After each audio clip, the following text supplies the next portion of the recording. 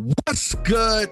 Welcome back to another edition of Dat Talk Podcast. I go by the name of Bacon. I got my co-host with me. It is your boy, Mr. Too Many Reasons himself. And just to let y'all know, I have never lost by 50 points ever in a basketball game. Oh, we talking about it already? Good Lord, you didn't even wait. No, because come on, man. You are grown men getting paid a handsome amount of money. And not only did y'all get down by 50, you managed to maintain staying even and lose by 50. Yeah, that was wow. Hey, listen. I know this is a basketball show. Like the Raiders got thumped, right? You know. Yeah. And then the Chargers got thumped, you know. Mm-hmm. But the Clippers, what they do? The Clippers took an old school, behind the shed, wet leather belt ass whooping. Ooh, wow. Wet leather belt. Ooh. That's that. They took the one where your mama set you up and be all cool, let you go take a shower. And you thinking that you think good life is good, but hey, I thought I got away with this. Okay. What happened? You came in there and started lighting that ass up.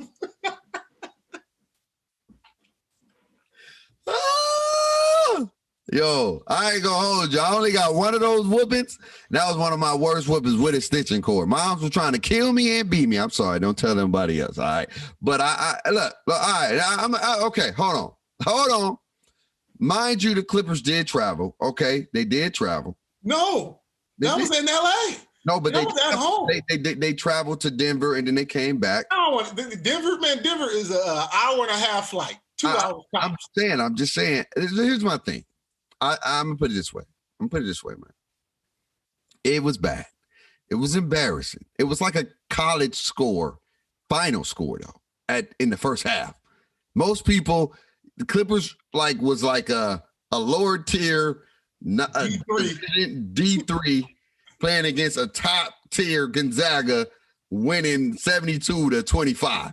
What got me the most was that they only scored 25 points in the first half. That was probably the most shocking piece. All right, you down by 50, they score 100, you put up 50. But the fact that y'all only scored 25 points and they had 75 points, it was one of those games they just think they came out there so flat-footed. They were just out there to be out there. And not Denver, but Dallas, they came out there blazing because they've lost both of their games. They was like, look, we're going to come to L.A.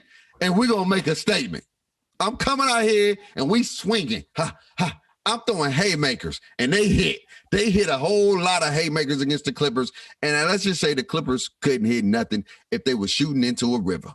That river was wide open and they just continue to miss. It was a bad day for them. I don't think, but I would say this. Paul George, the first two games was looking really good. Was looking like Paul George, a new Paul George. I feel like they're using him in a different light than my man Doc did. I do feel that way. I feel like they got Paul George coming off screens more. They got him doing more movement and set shooting. Paul George is actually a really good set shooter. Off the dribble, he can do it, but when Paul George get the set and splicky. Come on. But he said that he didn't like that. Because he said, Doc Rivers, this is a Paul George quote on the All the Smoke podcast. Shout out to Stacks and Barnes. That he didn't like being used like Ray Allen. Because that's what Ray Allen is. Ray Allen's a catch and shoot move, catch and shoot guy. I feel that Paul George should be an excellent catch and shoot guy. But here's my thing. Listen, I pay no attention to Paul George in the regular season. He's had plenty of great regular seasons. I've seen him do numbers in the regular season. The man was third or fourth in MVP voting just recently, along with Russ. Man was killing in the regular season. And what happened when he got to that postseason? He fell off. So me, Paul George, I can care less about these 72 games. When we talk Paul George again, we need to be talking Paul George in these playoffs.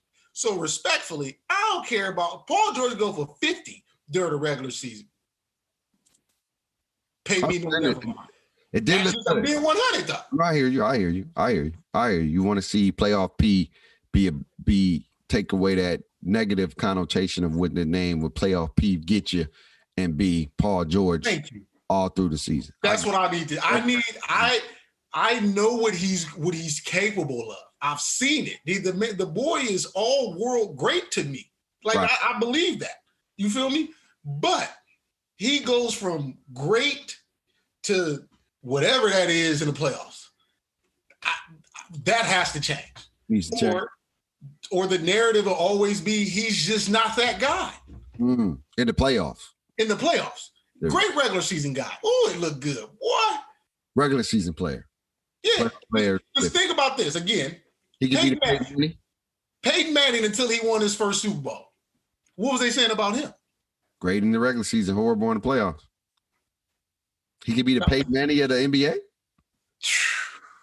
Ooh, but hey, Peyton Manning eventually won the championship. But he eventually got over the hump. I'm not saying PG can't, because the Clippers can go win a ship. Like, come on, the team is good enough to go win a ship. Will they? I don't know. And will he be? I'm the person that always says, your superstars, your star players have to hold up their end of the bargain.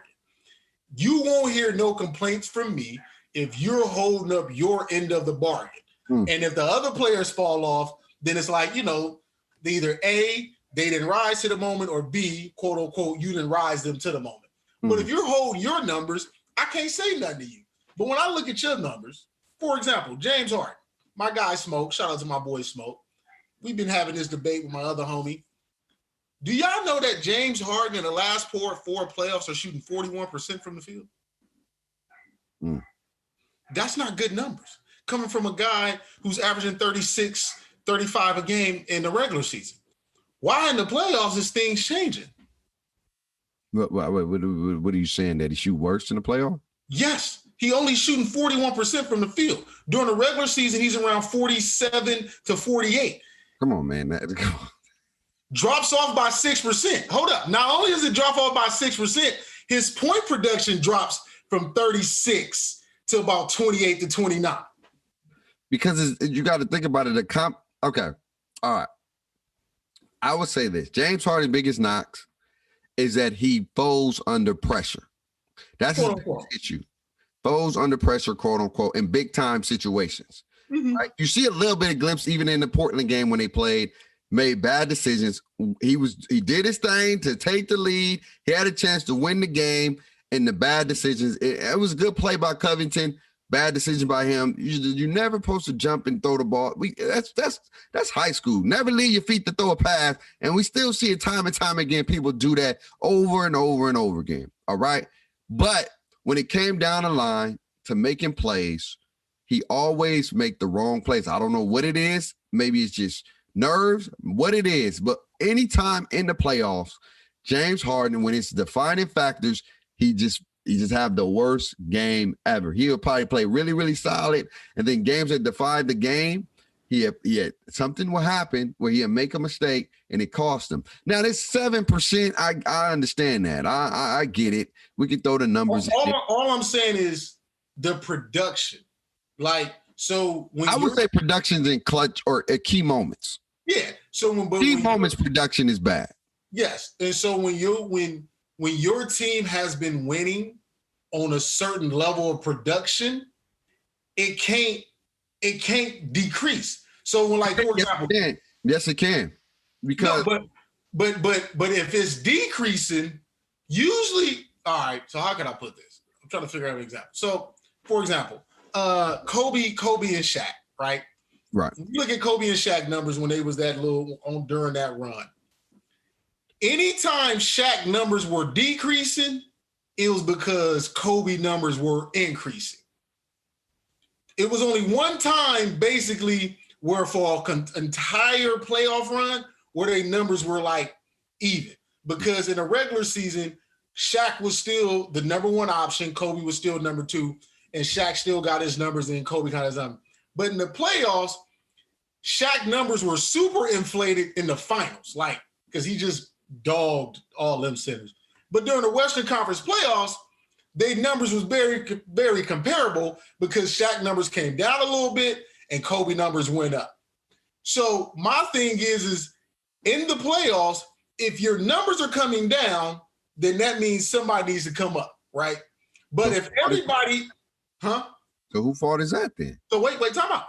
But if everybody numbers either came up or if everybody numbers are coming up, but your numbers are coming down and y'all are not winning, then that becomes a you problem, if that makes sense. So let me bring it back. I get what you're saying. Yeah. I get what you're saying.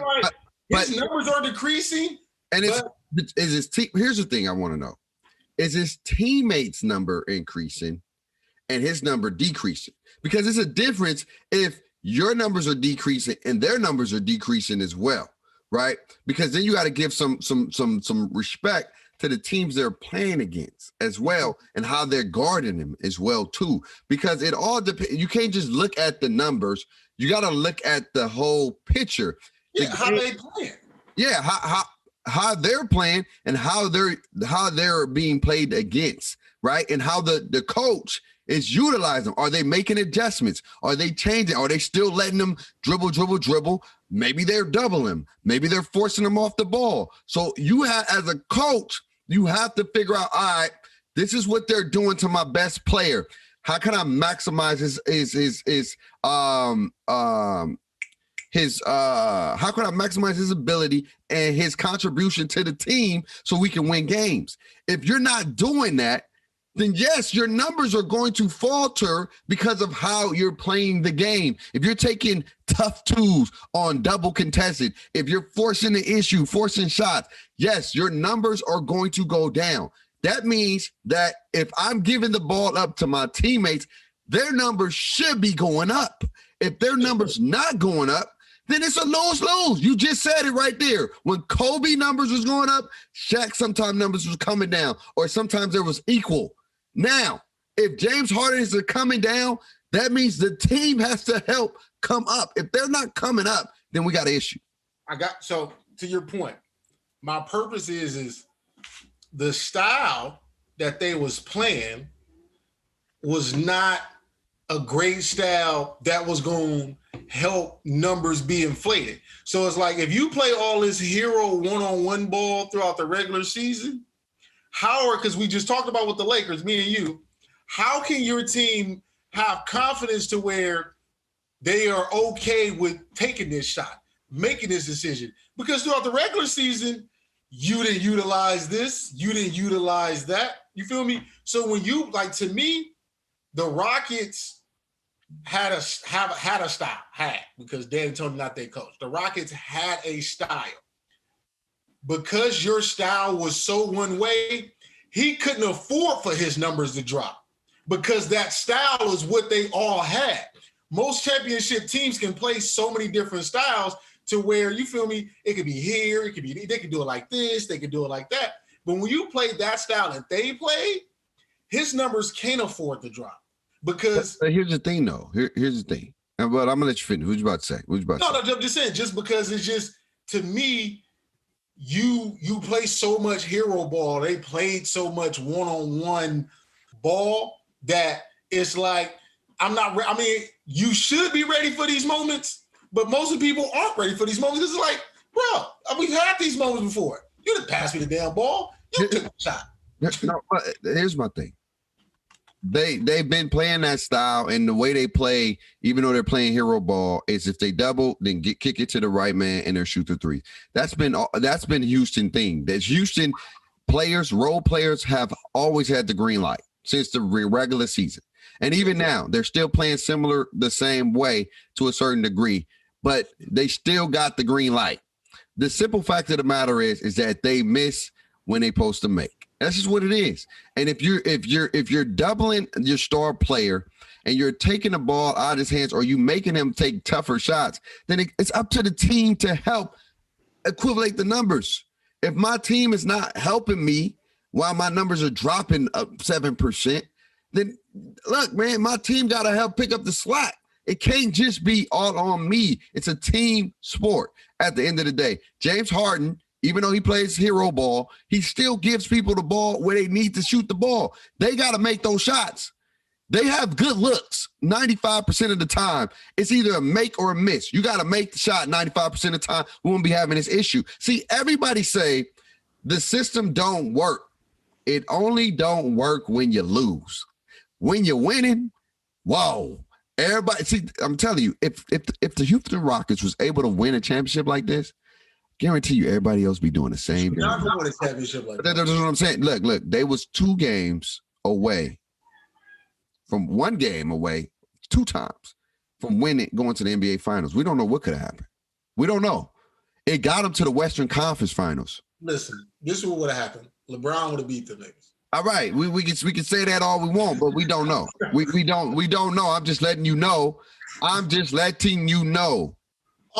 what I do know is I've seen the LeBrons, the Jordans, D-Wade, Kobe, Paul Pierce. I could throw him in there. Kawhi. I've seen when the playoffs hit, I see them go upwards. Okay. Numbers don't decrease. If LeBron is averaging 29 in a regular season, he's more than likely averaging 32 to 35 in the postseason. He ain't going to be averaging 29 and then dropping off to 24, 23. I can tell you why. And we can move on to the next topic, is that James Harden don't have a mid-range or a post game. So his game is threes and layups. That's what it is. It's threes and layups. In the playoffs, your legs get more tired because people are playing more intense defense. People are a regular season. You may have a certain every blue moon a game where people really actually getting in you, trying to play some good defense, force an issue, whatever the case may be. Every blue moon, you know how it is. But some games you're gonna be like, this is easy. I can do whatever I want to do. I can go out there and go for easy 40. James Harden doesn't have a post game or mid range. That is his issue. It's either layups or 3-pointers.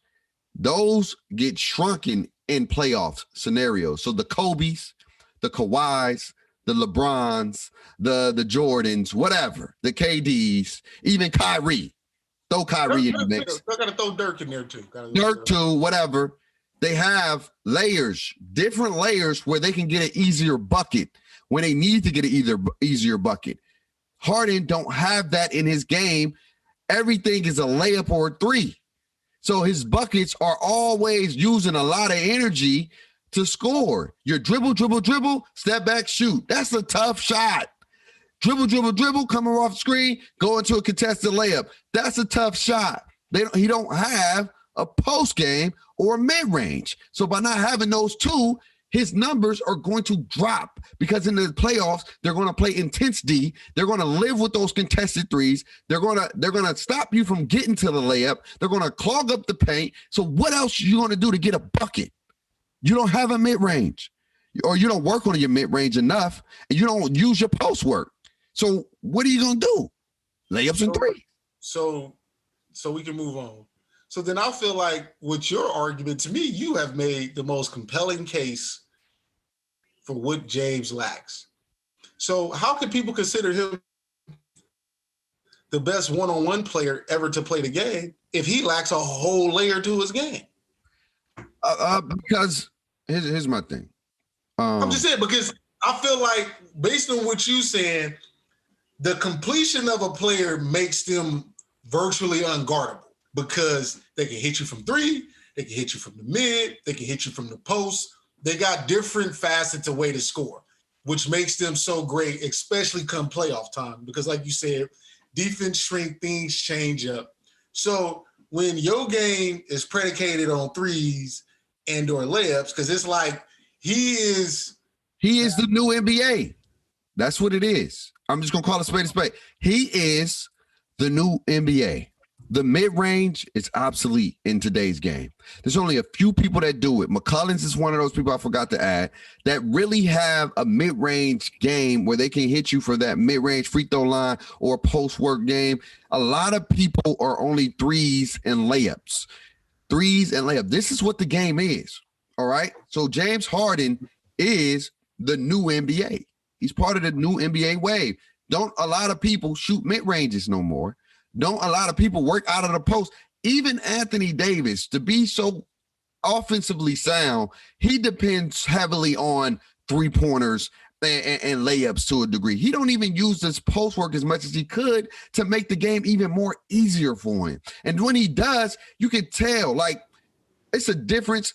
And we'll get into the next topic because we've been on James Harden for way too long, is that when AD goes to the post game, he goes anticipating to get fouled, playing soft butter biscuit basketball, instead of being a dominant force and demanding a foul by getting a dunk or a more heavier or more aggressive move to the rim. When you see AD, sometimes he used too much finesse and something like let's go.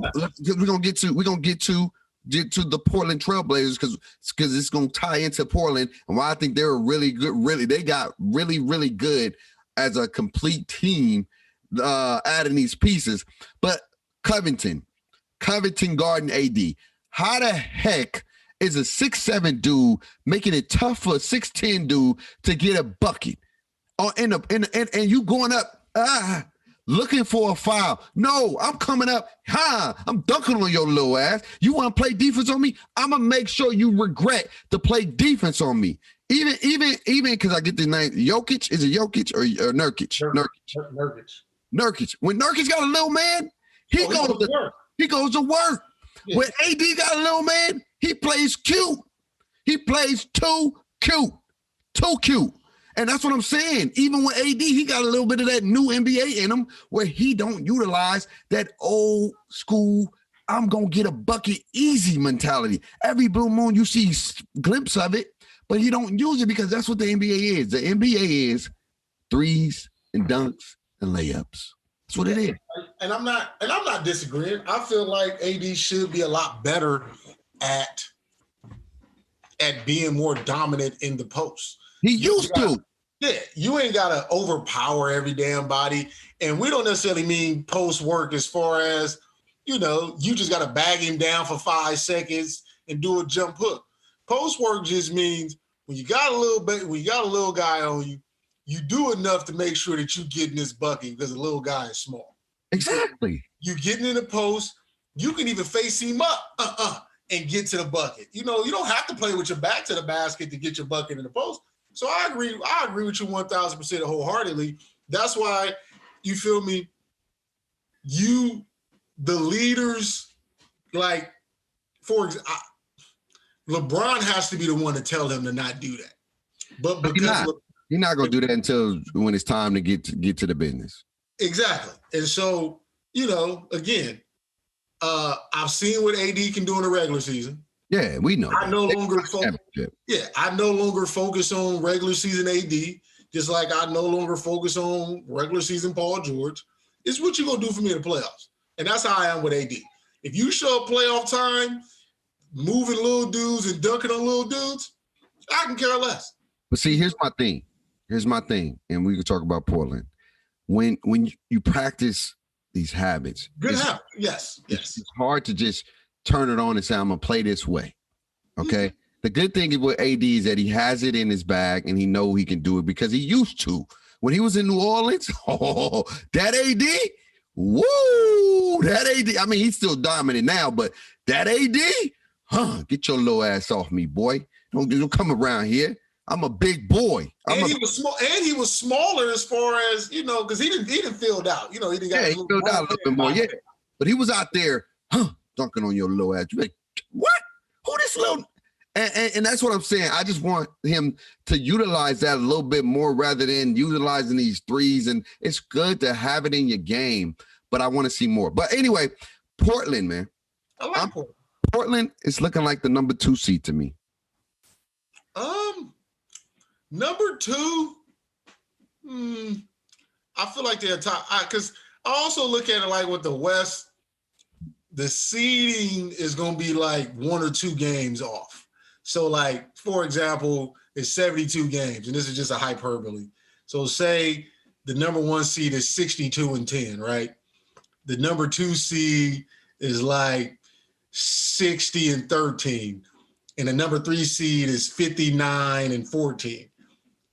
The 1 and 2, like 2 and 3, their records are similar. He probably just lost a game to Orlando somewhere down, so that's what I'm saying. When it comes to the seeding, unless the standings are like there's a big gap, I think everything after the Lakers is going to be a 1 or 2 game thing to where all those teams are. I'm telling you right now, I'm calling it right now. I think the Portland Trail Blazers and the Lakers may be in the Western Conference Finals. I'm just gonna call it a spade. I feel like the way they playing right now, when they're on, they have the ability to beat anybody because they have the depth now. Like, it's crazy. You don't even see Melo play as much. Melo's spot is becoming obsolete. Remember, Melo used to get a lot more minutes. I don't know if they just didn't play him yesterday. Maybe. But with Melo, like, they have some weapons in there that's going to help defensively, and it's going to give them more length. But the great thing I'm seeing about Portland is that they're moving the basketball differently. They're moving the ball differently. Like, they just look different. It's not just CJ, go get a bucket. Dame, go get a bucket. You have that still, but now they're incorporating backdoor cuts, movement. It's more movement instead of stagnant, dribble, go get a tough 2. Boom, boom, go get a tough 3. Oh, get to the layup. No, they're becoming more versatile, and they're playing a little bit more defensively, right? They're being, bro, I don't know what my man, what's my boy from the Miami Heat? Johnson, what's his name? With my man with the dunk contest dude. What's his name? Derrick Jones. Derrick Jones. Bro, I don't know if he had a vendetta against LeBron, but you ever had that young pup come into a rec 5v5 game and you got that vet, everybody know who he is, established, he get a bucket, he just out there just messing around, and then get blocked or then a young pup blocking stuff, talking crazy like, nigga, what? What's up? Yeah. You know what I'm saying? That was Jones last night against LeBron. He was trying to block the crap out of the back. I mean, he did a volleyball spike with 2 hands yesterday when LeBron tried to wait for a layup. I don't know what he was on, but he was like, yo. Listen, Soli, it's a certain amount of athletes that you don't really want to bark up that tree. Mm-hmm. And LeBron has moved into that athlete of, you really don't, because LeBron like this. I'm chilling, bruh. Like you said with the old vet, like, bruh, this ain't even that serious. You out here, you feel me? You out here spazzing. He was spazzing. It ain't even that serious. So when playoff time come or a little later on down the season, is that energy going to be pure when I'm out there shaking and baking? One thing that Portland had lost their first game of the season, right? Yeah. Then they played Houston. It worried me a little bit throughout the course of that game that Houston was knee deep in that ass at the beginning without nobody. Because besides James Harden that played, that was what, Saturday night? Yeah. Who else on the Rockets did we know? It was a bunch of, I know Daniel House, but for the most part, I'm like, Cabolo? Who is this Tate cat? Yeah. Who is these dudes? Yeah. And it was a close game. So I like Portland, but I think if the Rockets had Gordon, Cousins, and Wall, who knows what the Rockets would have did to them boys. Yeah, that's true. And so, and again, I feel like they're playing really good. Yeah, no, but I'm saying I like Portland. I've told people about Portland. I think with the additions they had and bringing in Covington getting Rodney Hood back healthy. They still don't have Zach Collins right now. They have solid depth to where they should win. Like you said, if they're going to play this team ball, it makes them more dangerous. Yeah. But if they get back into the Dame and CJ ball, then they'd be going home early. That's true. That's true. That's kind of how I feel. But I like Portland. The team that I really like though is Brooklyn. I really like Brooklyn. I do. It hurts them losing Dinwiddie. Yeah, it does. That is a big loss, and it's a big loss because he was their second ball handler. So when Kyrie went off the court, he ran the offense. Caris LeVert can do it, but I don't think that that's his strength. No, he's a scorer. He's a scorer. So Dinwiddie allowed them to play with 2 point guards in the starting lineup, right, and be the backup point guard for the second unit. You feel me? And I think they're gonna probably, depending on if Dinwiddie really done, which I believe he is, I think they're gonna make a move to go get a backup one. I believe they should go make a move to get a backup one, just to have somebody kind of controlling, you know. Yeah. No, to let LeVert go get Brooklyn buckets. is nice. Brooklyn is still the favorite in the East. Even though they lost back-to-back games, I still feel like they're the favorite in the East. Kyrie and KD load managed, or whatever the case may be. I feel like you're not going to see the real NBA season until about February. Yeah, when the second schedule come out. That's when you actually see people turn it on or whatever. I think they're gradually getting their bodies into shape and things like that. But I do want to give a shout out to the Cleveland Cavaliers right now. Ooh. Even though they lost Kevin Love, which is that man, look, man, there's just some people who are injury prone. And I think, like I said, I don't know what they're doing with their diets. I don't know what they're eating. I don't know. But if you constantly are getting hurt, that's got to be something diet related. Even with your body is going to run what you put into it. I don't know what you're putting into your body. I don't know what you're doing on the off season. But again, you're hurt again for another 3 to 4 weeks. Like something got to change if you want to have durability in this league. What LeBron James is doing is yes, it is a little bit of luck. Huh? Hello? I said what he's doing. Hello? Can you hear me? Can you hear me? Yeah, I can hear you. Yeah, but what LeBron is doing is intentional. So these other folks gotta start paying attention to that and be like, I gotta take care of my body.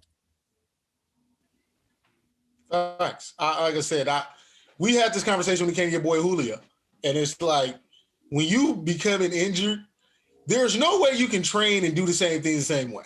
I feel like that becomes the issue. That you always looking at as just a misfortune.